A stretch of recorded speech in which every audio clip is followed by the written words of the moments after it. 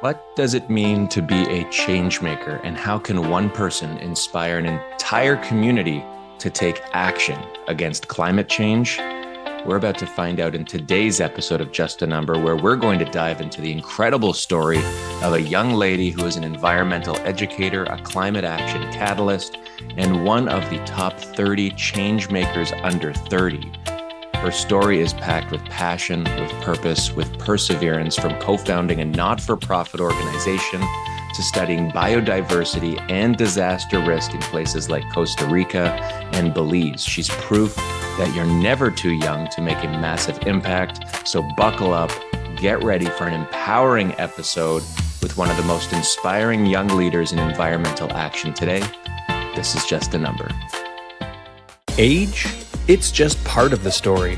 Whether you're getting a head start or reaching new heights later on, it's all about what you do with your time. These are the stories of people proving that it's never too early or too late. This is Just a Number.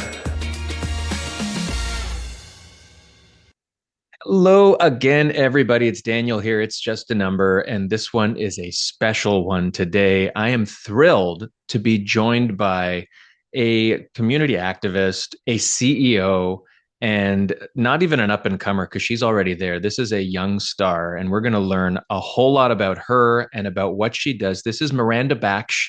Hope I pronounced your last name You properly did, there. yeah. She is the CEO of the is it the Community Climate Council, Yeah. CCC, as well as a bevy of other things, a public speaker, an educator, and an advocate for environmental knowledge and environmental defense. It's a pleasure to have you. Welcome to the show, Miranda.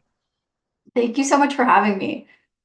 It's my pleasure, and I know that this show's Just a Number. It's all about people who achieve and go through things at ages we might not expect. And maybe, you know what, as much as you've accomplished, I would expect accomplishments from this, probably from younger folks than older, because there seems to be a growing number of aware people at younger ages than maybe those who are a bit older. But why don't you tell me and tell everybody a little bit about what it is that you do and what your role represents now? Yeah, so thank you. As you mentioned, I work at Environmental Defense. That's my 9 to 5.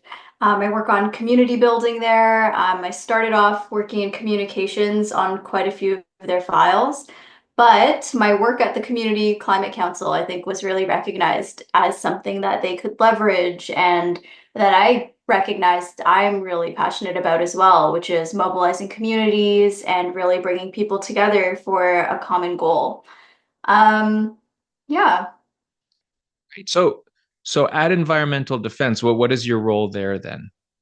an engagement manager, it's called. So that's community engagement, really. So I manage something called the Reconnection Project, which is a project looking to bring people into what they're passionate about, which is just connecting people to their community or nature. And then eventually they'll learn a little about environmental defenses policy areas like oil and gas or plastic pollution and other things like that. But yeah, so that's something that I do. And outside of that, I'm also a board member at Climate Action Network. So that's been a really exciting opportunity as well. So so all of these are clearly following a very similar theme, you know, the overall element of environmental awareness, of climate and activism associated with that. Is that something that when you started going through school and started, you know, getting prepared for the roles you're having now, was this always something that you were passionate about, or did you sort of grow into it? Yeah, I think the environment is something I was always passionate about. And some of my core memories growing up as a child are of my parents taking me to the cottage and just like fishing and getting in nature, hiking. And that's something I did like since I was a few months old. And I didn't realize how much that really connected me to natural spaces. And then my parents have always been advocates of gardening and like growing their own veggies. So I still have a memory that my mom tells me about where I was like chasing her with a worm. I was so fascinated by it. And she was like, oh, that's so great, but running away. But yeah, I just think I always shout out my parents for like fostering that sense of creativity for the natural world that I always had and diving into like documentaries, getting me Nat Geo subscriptions, like all those things. I was just really connected into the natural world, and I had no idea I could make a career out of it. I really didn't.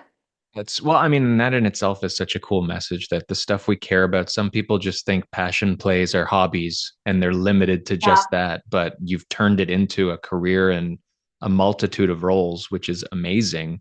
Now, when you were into it and when you were a kid and experiencing all these things, was there any thought at that time about the dangers or the risks associated with it? Or it was really just you enjoyed it and over time learned, holy crap, a lot of this stuff is in danger?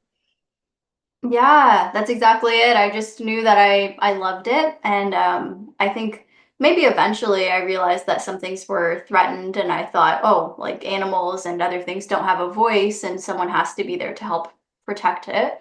But otherwise, it truly was just driven by passion. And I know it's so cliche of like follow your passion, but it really is such a true thing because then what you end up doing really doesn't feel like work. And even if I wasn't like doing this in my 9 to 5, I would still find a way to like do those things.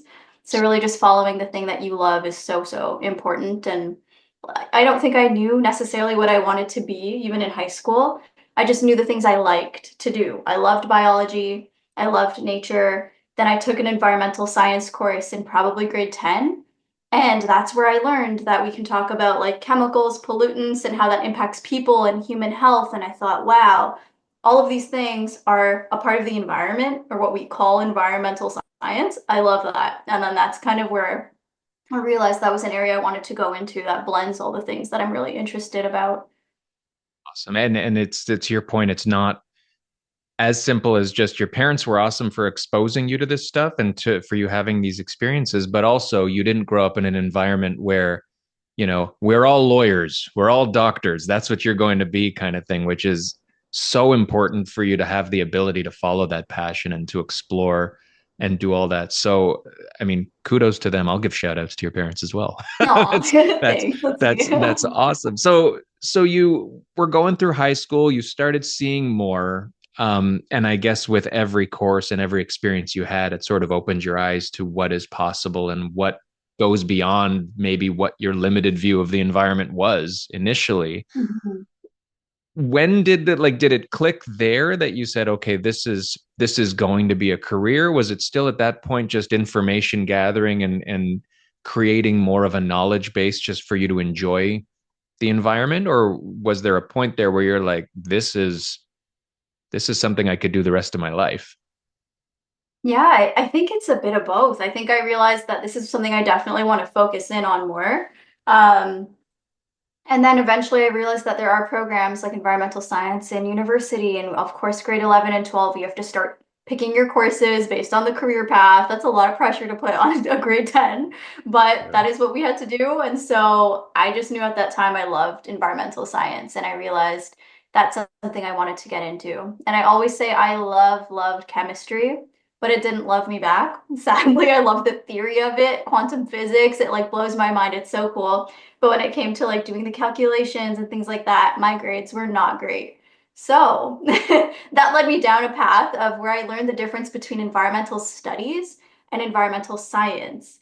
And I actually got into a program called environmental studies and in York University in my undergrad. So I loved it so much. Of course, as you know, I stayed and I did my master's in the same program. But I was bummed, honestly. First year, I was like, oh, I wanted to get into science. I really want science. I love biology. And again, it really opened my mind to thinking about nature and environmentalism different. It really taught me how to think about social sciences differently. And you don't have to pick one or the other. And like science is interwoven in a lot of social sciences where we need to understand the science, but also understand how to communicate it to people and understand when it comes to climate, for example, how it impacts different communities disproportionately and all the other things. It's very complex. And I realized, you know what, this actually was a great fit and it really worked out in the end. That's awesome. It's so funny. I'm smiling as you're saying that because I have a daughter in grade 10 right now, and we Oh, just went nice. through chemistry. And I'm not a science guy. If there's anything I'm not, and she's not, and it's the exact same thing. She likes the concepts. We can't figure out the formulas. It was like, Yeah. so this will motivate her that there's still hope for other things in the interest zone, but maybe not in the Exactly. mathematical element to all of it. Um, so so built all of this sort of knowledge gaining and starting to find, what you're interested in into actual experiences really early on as well. Like you were in other countries. Can you talk a little bit about some of the things you did and what that has led to really? I think this is all just part of shaping where you're at right now. It 100% is. So I think I was really passionate about creating my own experience in my master's, and that's one reason I chose York University because you can really make your own curriculum. In your first year, you have a set of courses you need to take, but you can also create and design a course and then ask your professor if you can do it for credits. So, knowing I also wanted to explore and like see what other folks around the world were facing on climate. And the reason I think that came out of was really so my parents are from Guyana in South America, and they've always told me amazing stories about the rainforest there, or even the fact that my dad can reach out of his window and like pick a mango growing up as a kid. And his father, my grandfather, who I never met, but like sounds amazing, wish I met him. He told him that if you pick things like from the tree, you should just leave some for the birds. If some falls on the ground, leave some for the insects. And there's just always this understanding of like the holistic place that we are in a larger system, an ecosystem. And I think just that level of understanding are things that are inherently passed on to me that I didn't even realize until I grew up and realized, oh, not everything works that way in our system. So it was really interesting. So little things like that just really got me really connected to the biodiversity there. There are so many animal species and plant species that you can't find anywhere else on Earth other than there. And it's amazing. I've only been once. I really want to go again. But that led me to think about how 90% of the population there live on the coast. And their coast is well below sea level. So they're going to be facing some problems in the near future as sea level rises. And so I was really curious about how people in coastal areas are looking to adapt and make their communities more resilient and prepared for climate adaptation. So I thought, what could I do as my privilege as a Canadian studying this? I really want to help others. Can I go on the ground, collect data, help, see what they're doing, look at their mangroves? They're doing a lot of work there. And unfortunately, I tried to make a co-op opportunity and it was really tough. They mentioned that they may not have the data. There just wasn't someone to supervise me there. It was a lot of work. So I did the next best thing. One of my professors, she's actually Indigenous Guyanese, and she told me about this center called the Caribbean Community Climate Change Center, the 5Cs. And they're based in I thought Belize. three C's was a lot. Now we're up to five. Yep, there's five. The Caribbean Community Climate Change Center. It's a bit of a mouthful.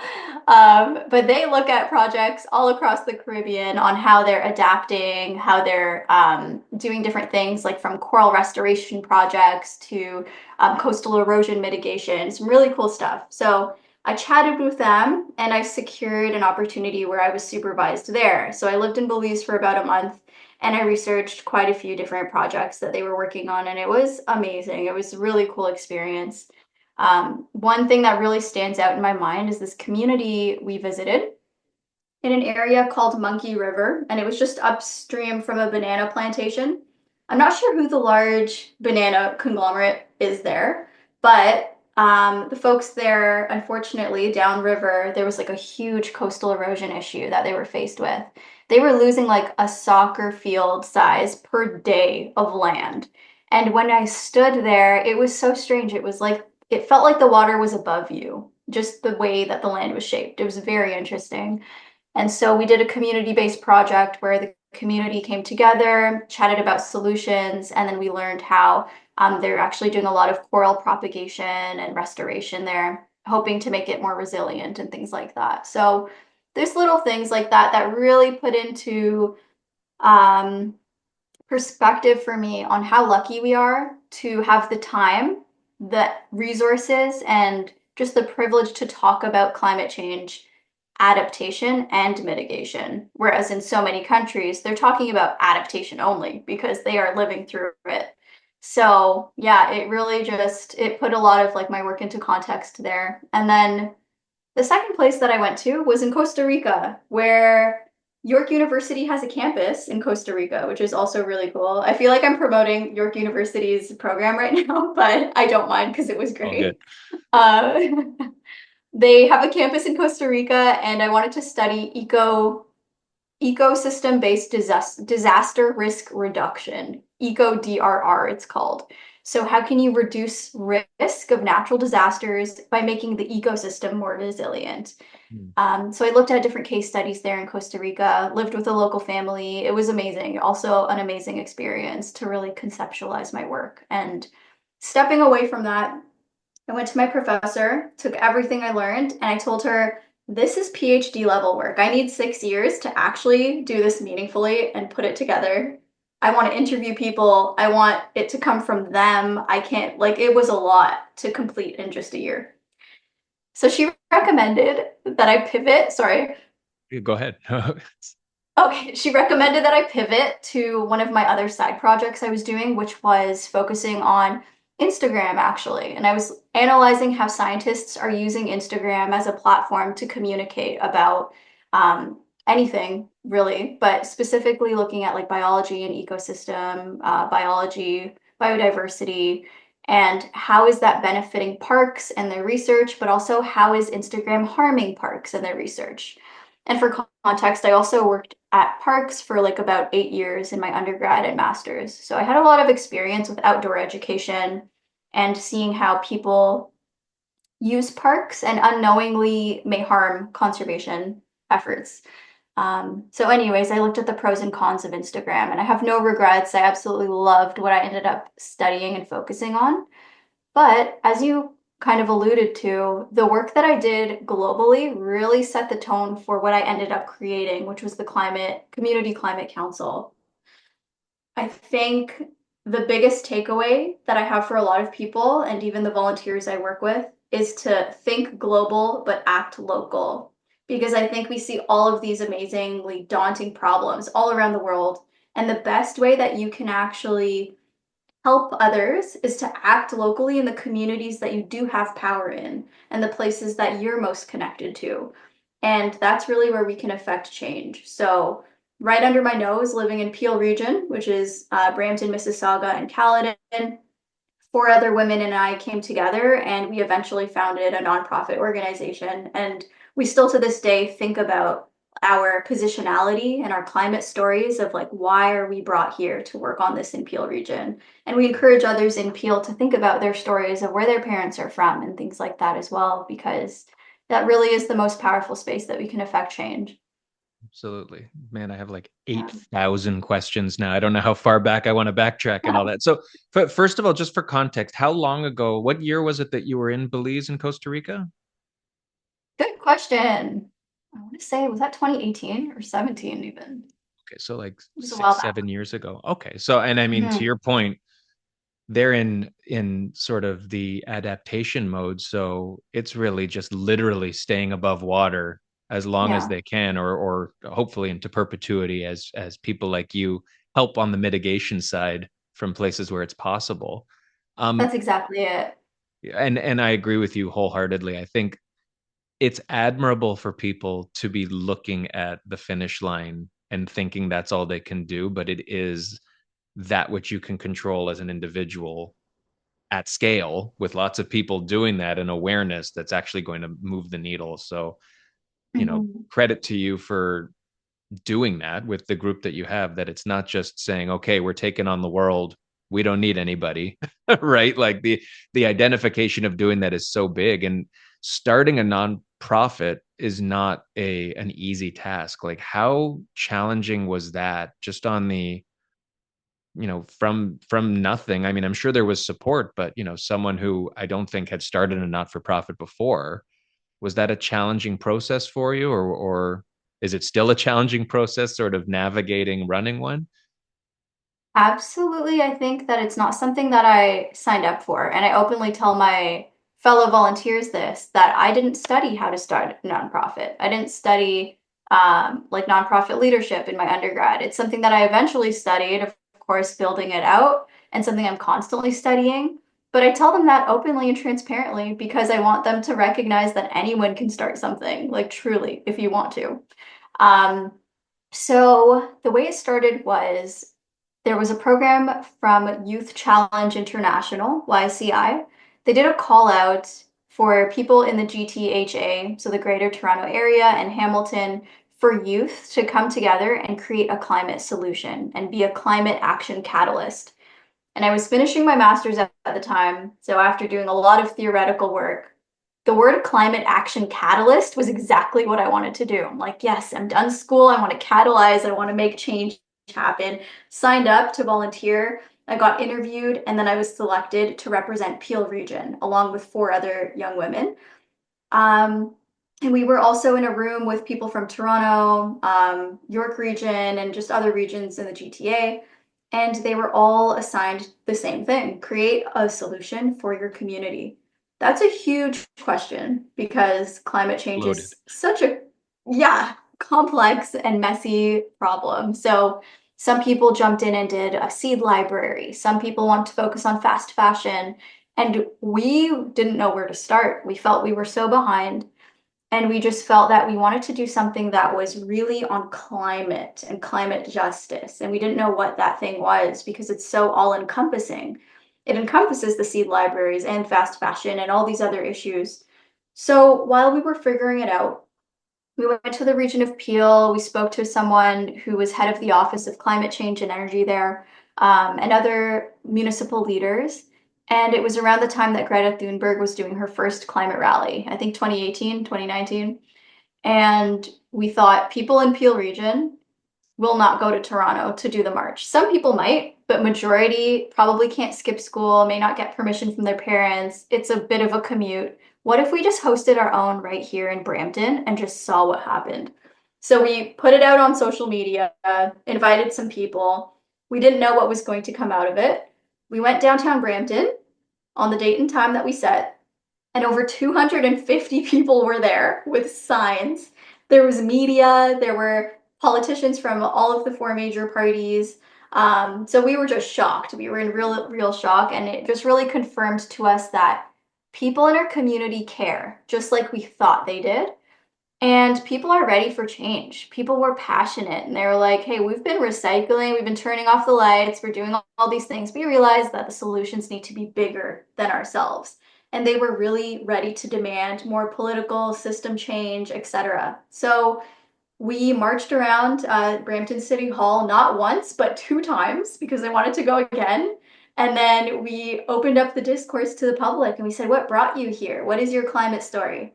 We had grandparents holding their grandchildren. We had people talking about their small business. We had so many different people talking about what their reason was for coming there today, that day. And it was just so inspiring. It was amazing. People didn't want to leave. And I think people think like rallies and marches are so like they're just full of angry people. And that was not the case. That was my first experience ever in a rally or a march. It was my first experience doing like public speaking in front of a crowd of 250 people. We were underprepared. We had no megaphones. We were just talking with our voices. It's really funny looking back now. We didn't capture emails or leads. We didn't know much about those things yet. We were just really just trying to see what would happen and what came out of it. And then some of the community went to a park nearby and said, hey, who wants to pick up some litter? And everyone just went over there and put on some gloves and started cleaning up the park. So this group of activists or concerned community members actually left the place cleaner than when we arrived. So I just love that it really contradicts, I think, a lot of our ideas of what an activist is or what activism is. And it was just a really, really great positive time. When everybody left, though, the founders and I were crushed because we were like, where did everyone go? Where do we find them again? How do we get in contact? And that was our light bulb moment. We said, that's what our project's going to be. We need to formalize a space in Peel region where people who are concerned can come together and formalize their concerns into real effective change, not just from marching, but we also wanted to be taken seriously by politicians and municipal leaders as co-designers of our future and say, hey, listen to young people. We want to sit down and talk about policy as well. We want to delegate at council chambers. we should have a say in the future that you're building. So, because we're going to be living it. So, include Absolutely. us. So, that was exactly how the CCC was formed. And then we eventually realized we had something really special because of how many people were joining. And we incorporated as a nonprofit, I believe, March 2020, just before the pandemic, which is like part two of the story. Oh yeah, no, it's it creates a whole separate world of challenges that has hit so many people. Yeah. I'm curious what your story is there, but I mean, you bring up so many important things there. The power of the message, and I think the distinction that you made there between what activism is so important because you're right.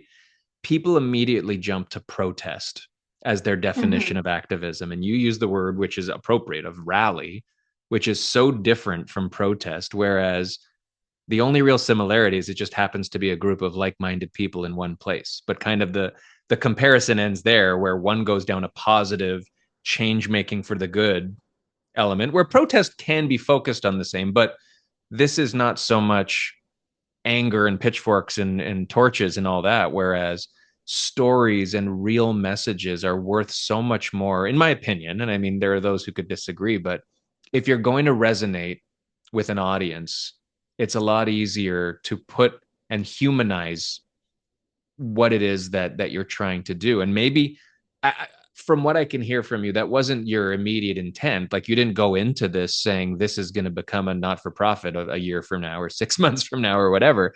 But No. those stories and the validation that there are lots of people who feel the same way you do had to be such a powerful moment for you and the other women who were doing it with you that I mean, again, like kudos to you for doing it in the first place, taking the risk, putting yourself out there, because so far the story you've told at multiple sort of forks in the road wouldn't have gone the way they did had you not jumped into something that was very unknown or that was a risk or that put yourself out there without having any clue whether it was going to succeed or not.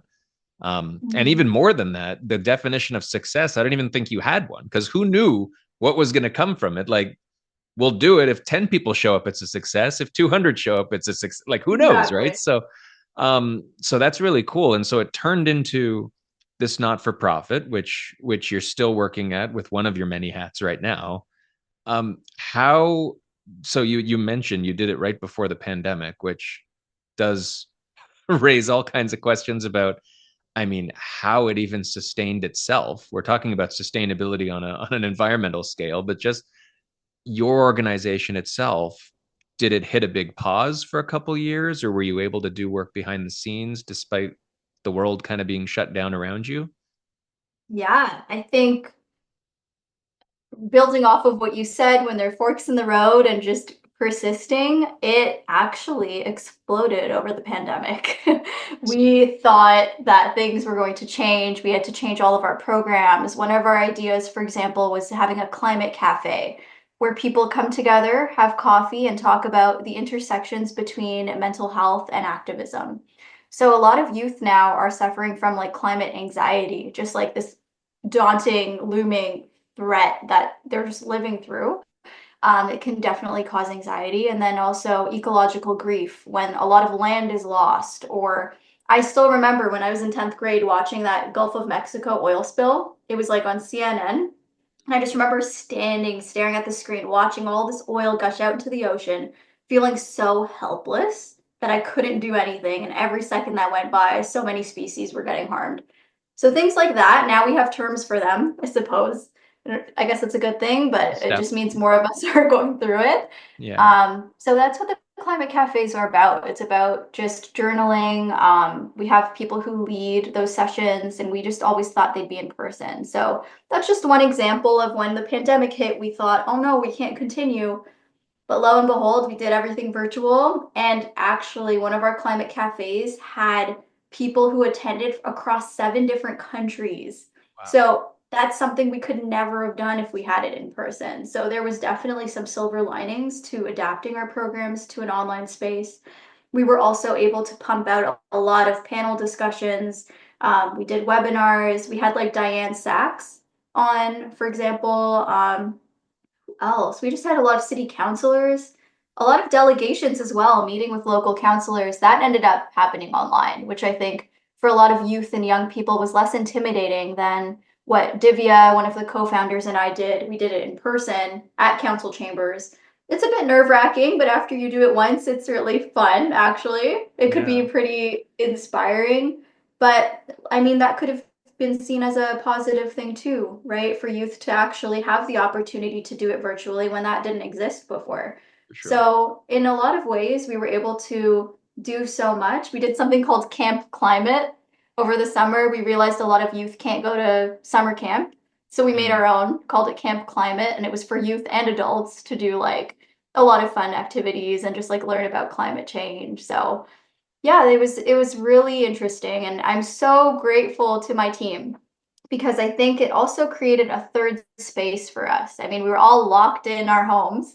Mm. We ended That's up true. building, yeah, we ended up building the best friendships. A lot of them still exist today. And we still can't believe, like, some of us who were like such close friends, we saw each other in person like a couple years ago, and we are like, oh my gosh, this is our first time meeting face to face. I've So never it's seen you before. honestly, yeah, in person. It's Yeah. honestly a huge testament to them. Like, I could not have built this on my own. I could not have structured this on my own. All of our like SOPs, our board that we hired, our governance systems, our logo design, our mission and vision statements, absolutely every step of the way was done with a team of Mm. about 10 people, I would say, which then blossomed into amazing friendships. And then we had like 40 volunteers that we were working with. So, like, yes, I have that title of CEO, but like, I've always had this African proverb in my bedroom wall, like in over high school. If you want to go far, go alone. If you want to go fast, go alone. If you want to go far, go together. And Mhm. that's just exactly so true for the CCC.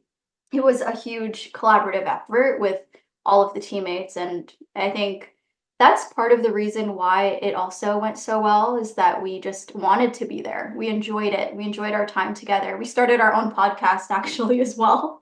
We did a lot of projects, I mean, over the pandemic. So, yeah, but with that, I will say that burnout got real because we were just pumping out so much all at once that I think eventually, if you go so fast to launch something, you're eventually going to reach a cap and you're going to recognize that maybe your volunteers are starting to crash, you're starting to crash.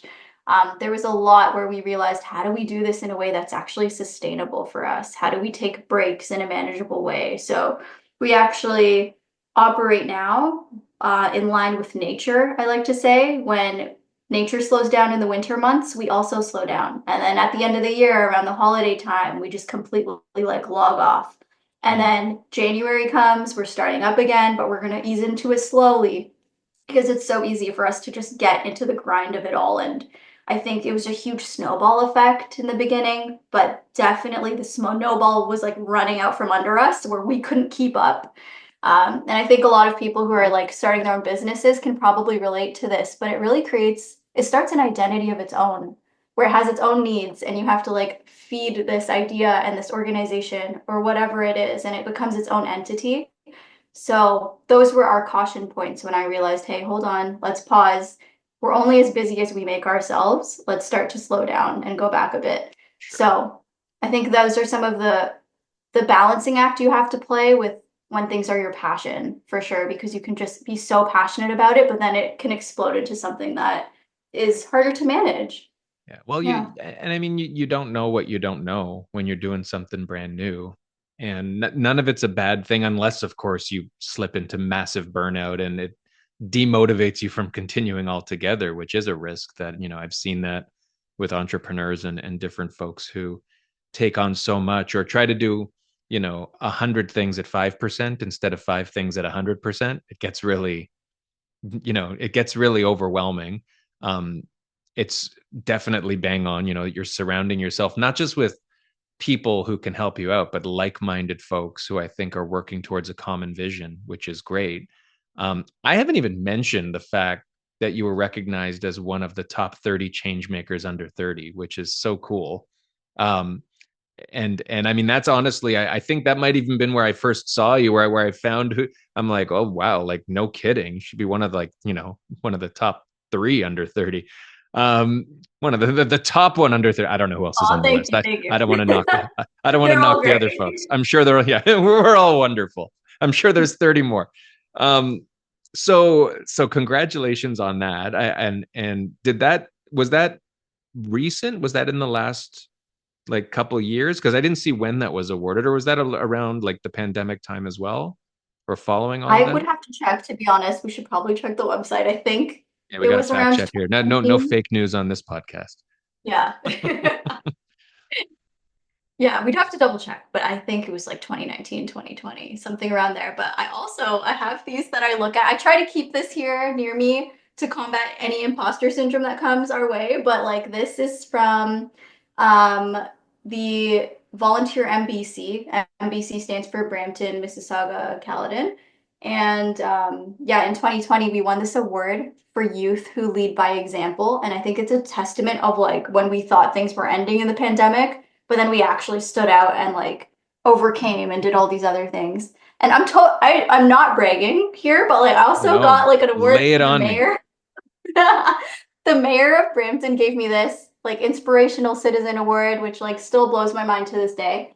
But for anybody listening, I feel like who's like sometimes when you get these credentials and things, imposter syndrome can get so real where you're like, oh Sure. my gosh, I'm just a person who followed my passion. How did all these things happen? And I would just like really recommend that they surround themselves with the things that are like accolades, or maybe even just remind themselves like what they're passionate about and why they're in this space.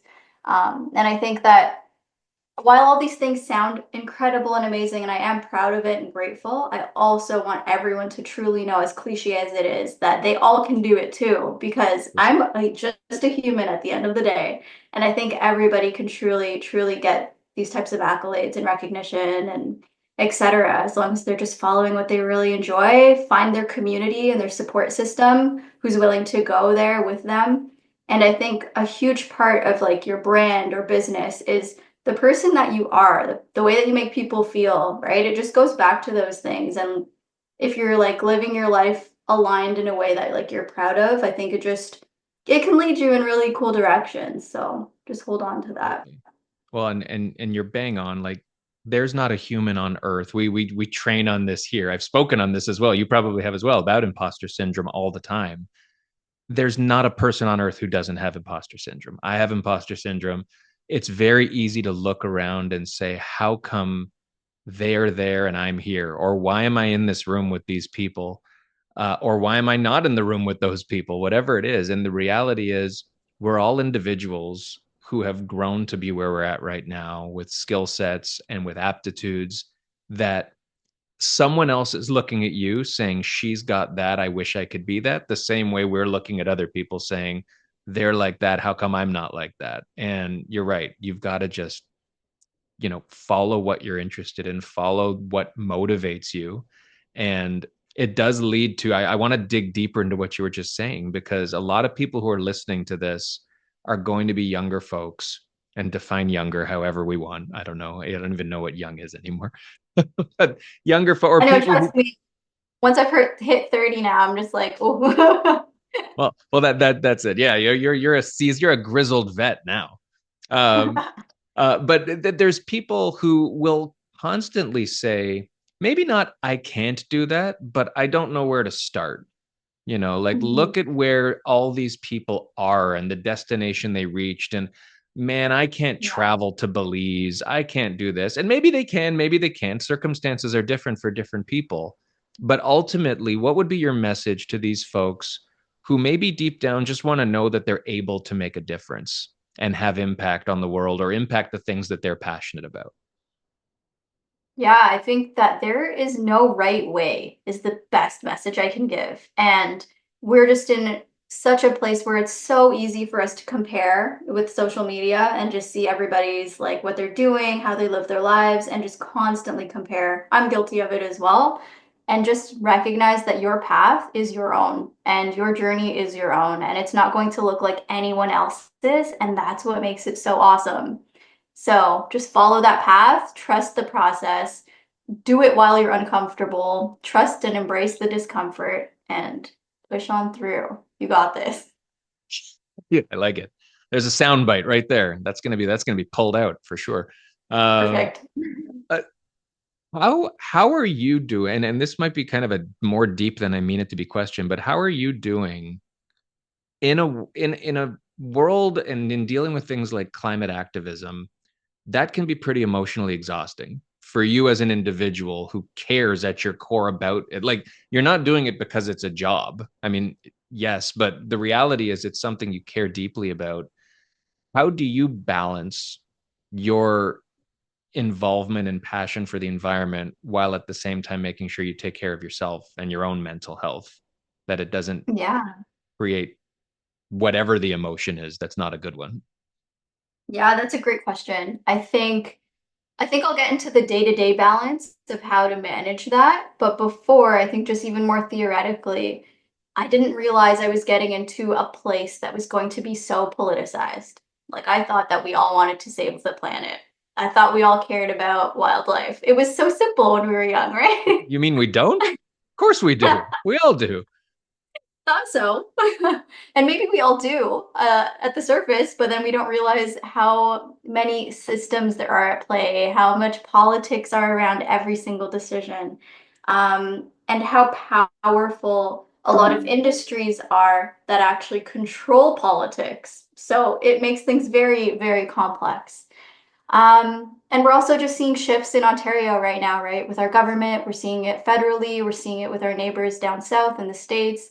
There is a lot of challenges that we're about to be faced with in the environmental context and even just climate in general. When we think about moving off oil and gas to renewables, the list goes on and on.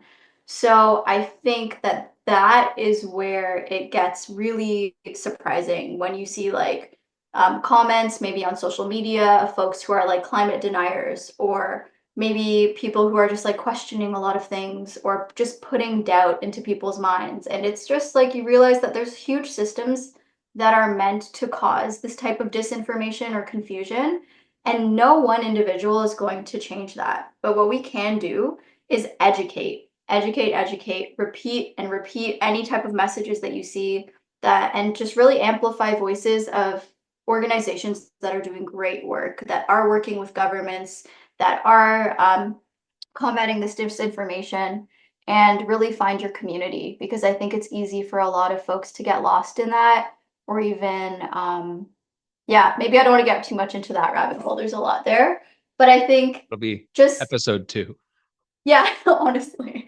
But just, I think staying true to like your main purpose, your main vision, surrounding yourself by like-minded people, as you said, is so key, because then that's where you realize that the things that you are doing aren't so taboo. They are very much possible. And there's tons of people who want to see the same vision of the world that you want to fight for. So I think surrounding yourself with the right people is key.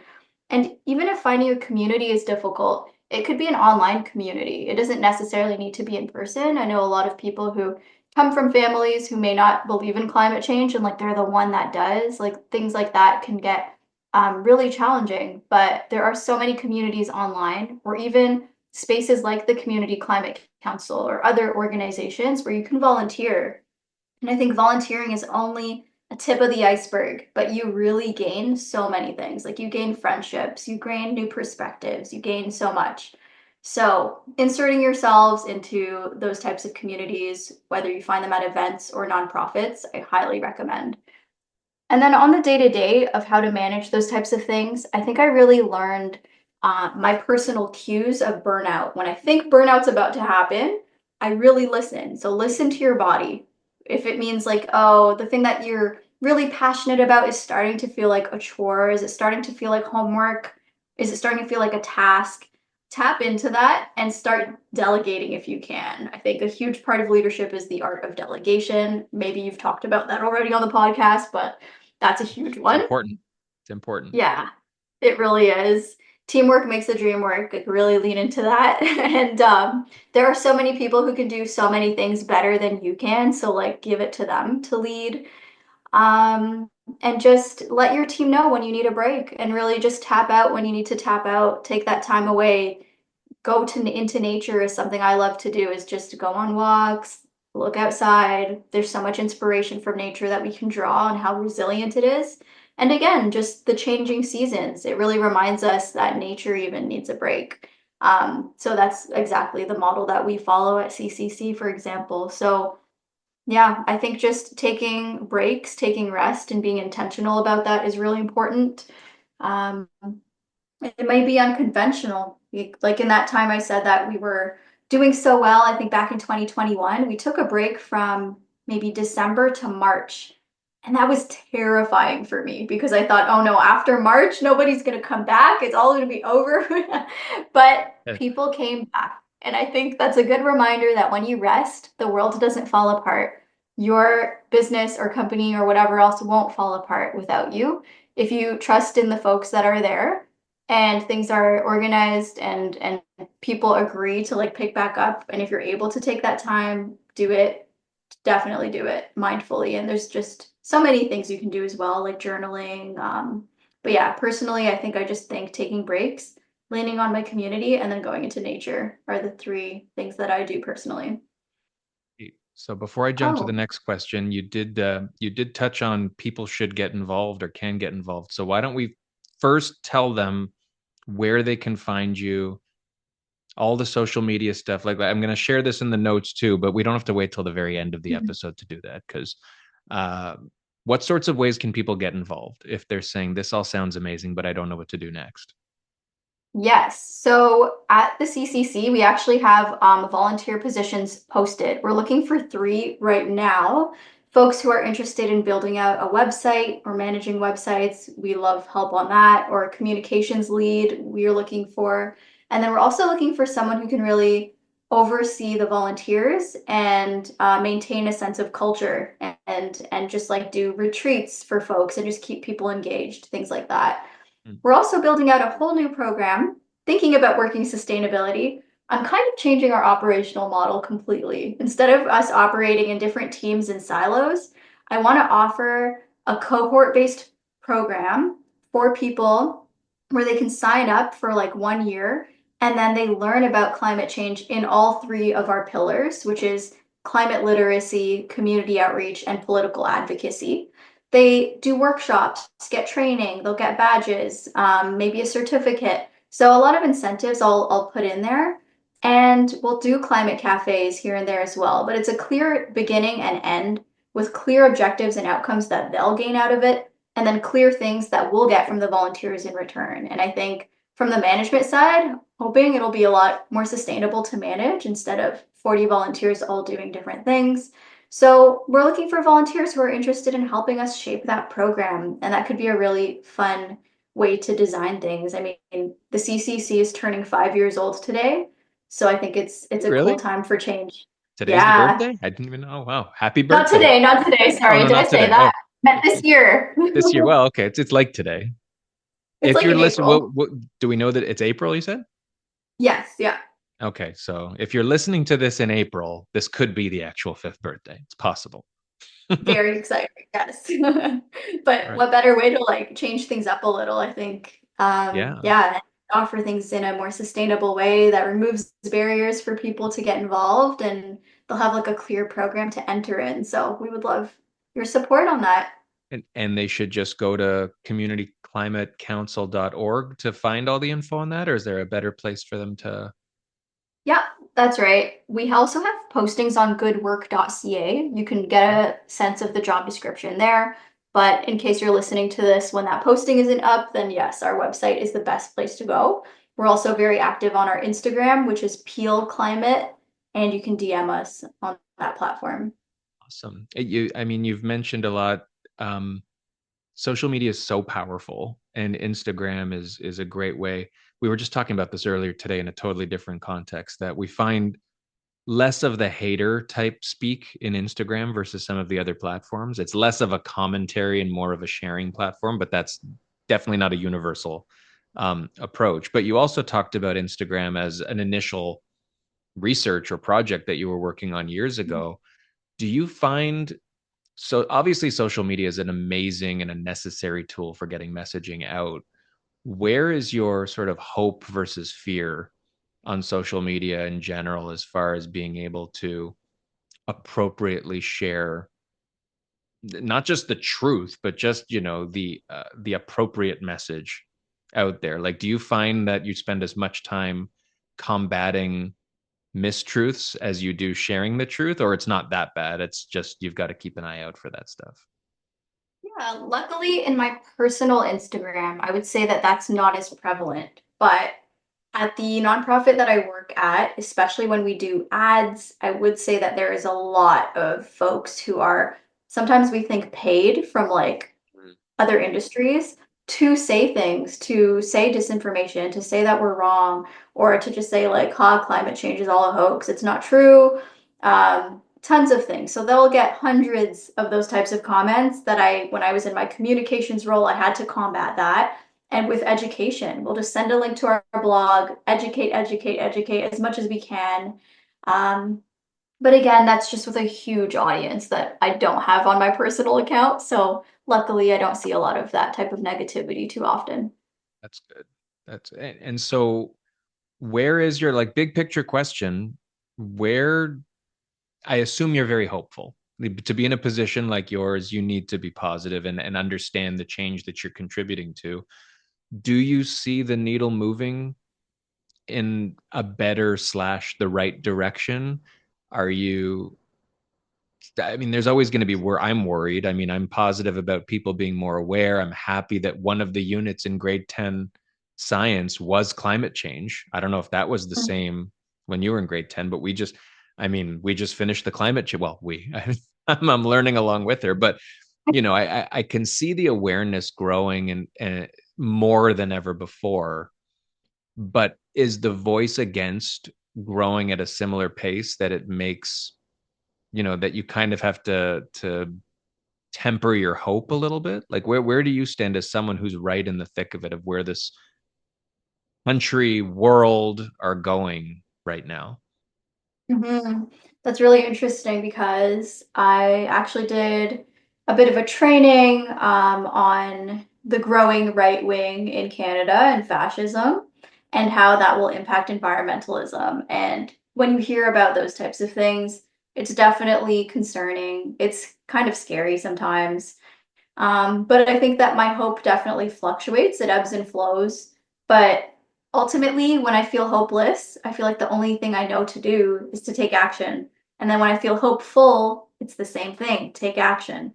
So, regardless of how I'm feeling, I think just continuing on with the vision and mission with a supportive community again is really like the path forward. Yeah, there's a lot, and where you said where we're headed, like I guess we'll see. But I know that Canada, like we could be doing so much better. Like I said, compared to so many countries, we have the privilege of time and money and resources, and we could be using it in so many ways to make such innovative, cool solutions. And I often tell people climate change is a very messy problem. It's very intersectional. So when there's one issue, it impacts several industries or several people. But so are the solutions, is something I would argue. If we create one solution, it can also have a ripple effect and impact several different industries. So I hope that we move in a direction where we invest in those types of solutions. I think that multiple reasons you just gave there why we should be hopeful. I think there's power in numbers with everything, and even though there might be more people, you're right, the growing right, or just, I think the empowerment of I don't want to say negativity, but just opposition is a bit of a tough pill to swallow, and people listening to this could be on both sides of that as well. So I mean, it is what it is, but really you can't argue the science. People do, right? But um I think it shouldn't have to take going to one of these remote areas or seeing the inability to mitigate because of things you said, because they're living it every single day, to give you an appreciation of what's happening, right? Like, it shouldn't need to be that, but the more voices there are that are out there, the more people who mobilize in groups like yours,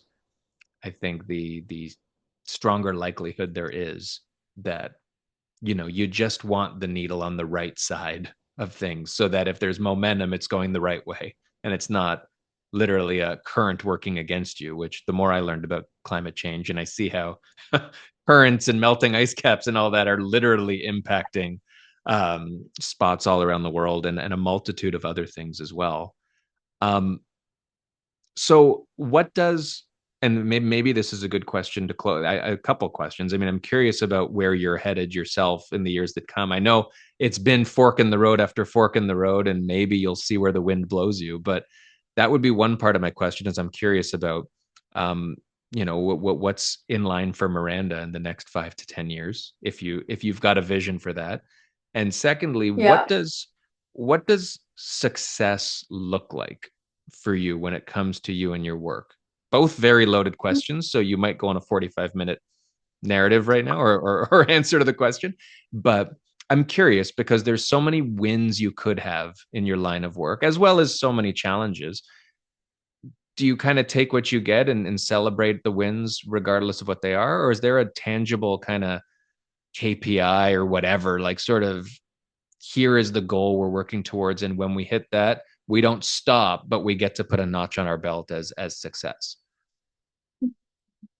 I think, where do I start? Because I Yeah, feel I like know. there I was should have some. I should have asked one at a time. It's okay. I think your first one was on. You in 5 years. Um, okay. So yeah, I guess I don't really know. We'll see how things evolve. I'm It's good. definitely just going to keep going and see what areas I can explore in. Right now, I'm starting up a website called mirandabaksh.com. I want to dive into public speaking a lot more because it's something I've been doing over the past few years, as you mentioned. And again, it's not something that I could have predicted. So that's why I think I have a challenge sometimes thinking, where will I be in 5 to 10 years? Because I think a lot of our direction is shaped by the experiences that we take the leap for, and we have no idea in what areas will grow from those experiences. So, I like to also think about when we did that first climate rally that I told you about, and I was speaking in front of 250 people. I recognized that. So, first of all, I used to consider myself as an introverted person, a really shy person, but my compassion, I guess, or my commitment to getting that message across was greater than my fear in that moment. And I remember what that felt like. I just remember thinking, I have to say this speech. I want to tell people these things. And it didn't matter how many people there were. And I think if anybody ever feels that way, or that they feel like they have these limiting beliefs of like, oh, I could never speak in front of that many people, or whatever, if you put yourself in those situations, you really never know. Like sometimes, I don't know, it's just something within you might just come out and you'll surprise yourself. And from that moment, I really found a passion for public speaking. And I also love teaching. I taught French part time while I was in school at a private school. So, teaching kids and also teaching outdoors as an outdoor educator at the parks I mentioned, all of those are a form of education. And I see public speaking as a form of education too. So, again, it's an interesting way that my passion for teaching is kind of evolving in another way that I couldn't have predicted. So I hope I can expand on public speaking a lot more in the 5 to 10 years, build out the Miranda Baksh brand, whatever that might be or become, and continue with the Community Climate Council, whether that means I'm an advisor, whether I'm a board member. But the ultimate success for me is when I can pass off the mic and it's like a well oiled machine that can operate, and my team feels super empowered, and I can pass it over to like other young voices who want to continue. As I mentioned, now I'm in my 30s. I've definitely been thinking about how do I sustainably operate with this model. And so I think success looks like when it can run on its own and I can move on to other things as well. But for now, I'm just absolutely loving being in the thick of it all. And I think I always will be a part of it, but just in another way for sure. And I'm openly transparent about this with my volunteers so that I can encourage them to step up if they want to. Yeah. I've got the mic. Who wants it? Who wants the mic? Yeah. Yeah. That's awesome. And I mean, to anybody listening, if you're looking for a passionate public speaker, hey, Yeah. Thank you. mirandabaksh.com, go there, check her out. But no, this has been eye-opening. This has been inspiring, and I'm sure lots of people out there are going to get a lot from this. I hope they get involved. I hope they reach out to you. Check out your Instagram. Go check out the Community Climate Council and volunteer. Um, it's such an important cause, and I think it's important that there are more voices like yours that are out there. It doesn't matter. We talk a lot about young people. I think part of the challenge might be educating older folks who didn't grow up in a world. And I even saw on one of the websites, I don't know if it was the CCC or if it was Environmental Defense, there was an image of a woman holding a sign that said, "You'll die of old age, I'll die of climate change," which I think is, I mean, it's impactful to say the least, but that's maybe part of the message that some of the folks who are older, it's lost on them because they don't see their longevity being impacted the same way that younger folks do. And so I hope this isn't just 20 somethings who are listening to this saying, "Amazing, I'm going to get involved," but even more than that, the 60 somethings that are listening and watching. um, it's never too late to get involved and to make your voice heard. And in a lot of Absolutely. ways, I think their advocacy, in some senses, doesn't have more value or less value, but it's a different kind of value because it reaches a whole other ecosystem of people. Um, Yes, we need them. We need them more than ever. We need everybody, all hands on deck, all ages, all experiences. It's just we have to look at this complex issue at so many different angles. So I love to take an interdisciplinary and intergenerational approach to this. So I think a lot of folks who are older as well are intimidated by this space because they think, oh, it's for youth only, or youth are leading it. They're doing such a great job. I could be an ally and support them, but I don't know how I can get involved. My message to those folks are that we need you and we want you as well, and you're welcome. I want to welcome them into those spaces because we need the expertise. We just commented on like a town of Caledon development plan and a climate change adaptation plan that the city of Brampton asked us to comment on.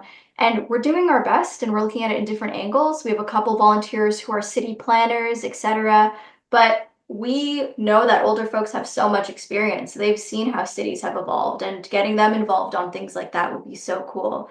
It would also be just a lot of fun to think about how can we incentivize different generations to be part of the new project that I'm launching later in the future. So absolutely, we want to welcome them into this space.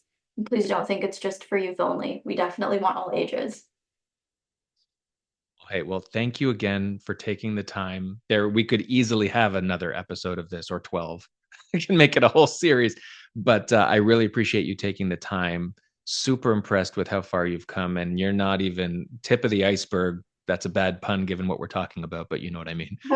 um, with the progress that you're making for climate change and in your career. So I'm excited to see what comes next for you, and I thank you again for joining us on Just a Number. Thank you so much.